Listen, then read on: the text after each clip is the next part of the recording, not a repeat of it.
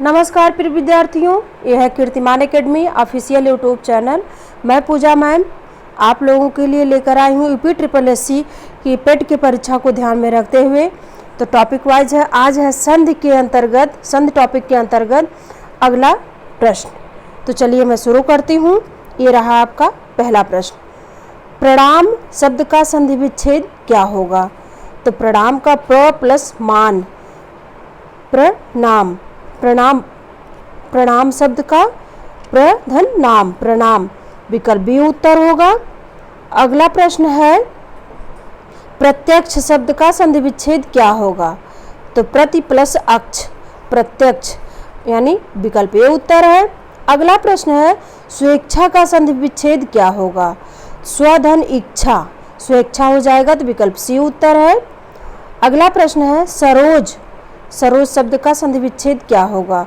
तो सरह धन जा, ये विसर्ग संधि के अंतर्गत आता है तो विकल्प बी उत्तर है। अगला प्रश्न है, मनोहर का संधि विच्छेद क्या होगा?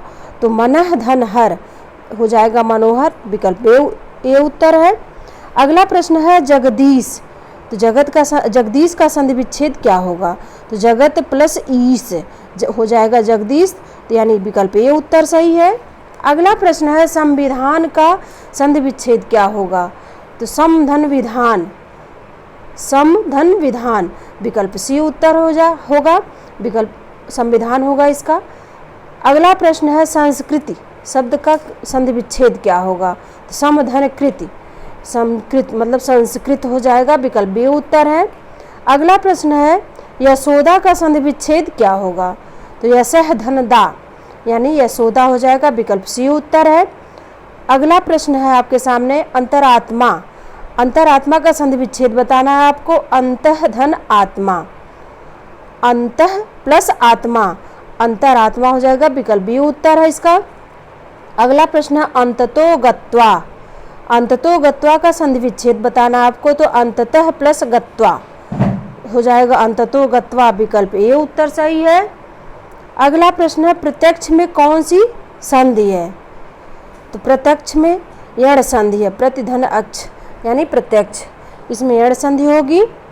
अगला प्रश्न आपके सामने है, यदि बड़ी ई, छोटी ई, छोटा ऊ, बड़ा ऊ और री के बाद कोई भिन्न स्वर आए तो इनका परिवर्तन क्रमशः या, वा और रा में हो तो उसमें कौन सी संधि होगी?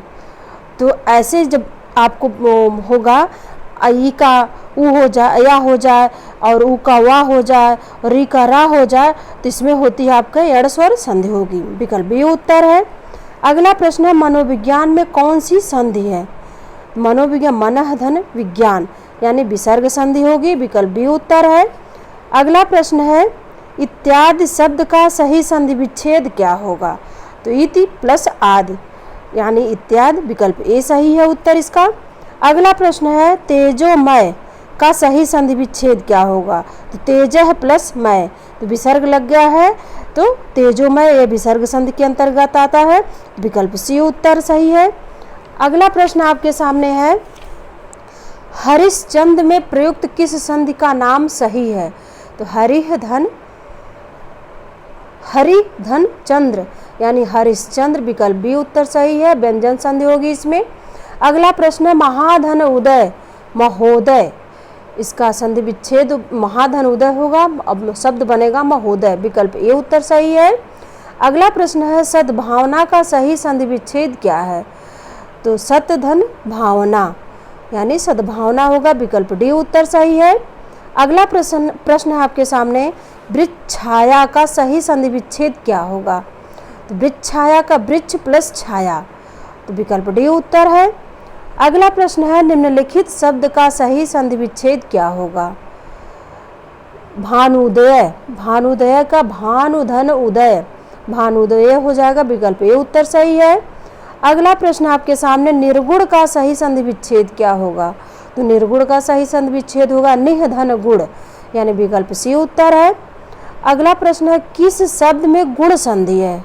इसमें आपको गुण संधि पहचानना है, तो इसमें किस शब्द में गुण संधि है? तो भारतेंदु, भारत धन इंदु, अ और ई आ रहा तो इसमें गुण संधि हो गया, भारतेंद्र विकल्प बी उत्तर है। अगला प्रश्न है आपका, पवन शब्द का सही संधि विच्छेद क्या होगा? पवन शब्द का सही संधि विच्छेद पो धन अन, यानी पौ धन अन, विकल्प सी उत्तर है। अगला प्रश्न है, पुनर्जन्म का सही संधि विच्छेद क्या होगा?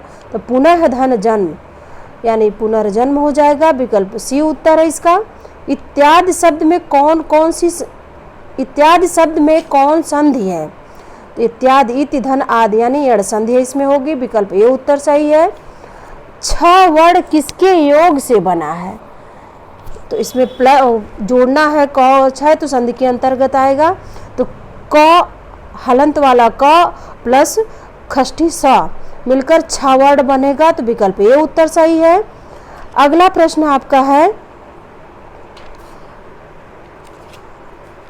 अगला प्रश्न आपके सामने है,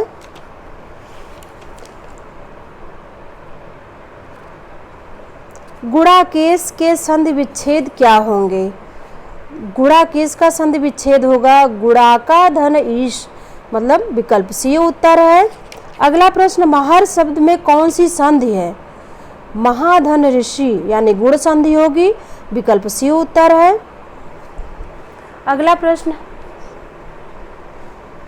प्रश्न है, यशः धन दा, यशः धन दा का संधि युक्त पद क्या होगा? यशः धन दा का संधि युक्त पद होगा यशोदा, विकल्प बी उत्तर होगा। तो ये रहा आज का वीडियो, आप लोग देखते रहिए और मस्त रहिए, स्वस्थ रहिए और इसको लाइक करिए और शेयर करिए। धन्यवाद।